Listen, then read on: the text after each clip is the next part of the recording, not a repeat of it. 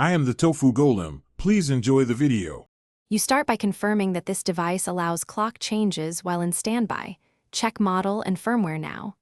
Once confirmed, make sure battery is above 20% or plug in the unit so the process won't stop mid-change.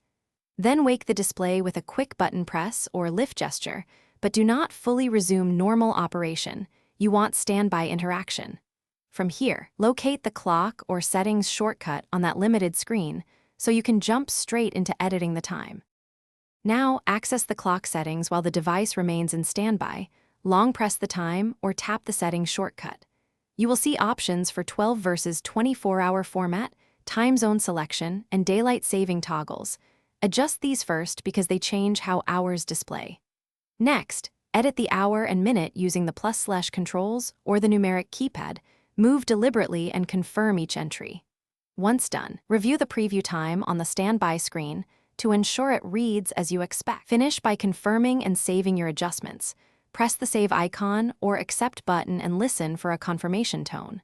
Once saved, let the screen return to the full standby view and verify the displayed time matches what you set. If the change does not take effect, make sure automatic time sync is disabled or set correctly, then reboot the device. If that fails, update firmware. Remember, rebooting often resolves stuck settings, and updating firmware fixes persistent clock bugs. Thanks for watching. Consider subscribing if we helped you today.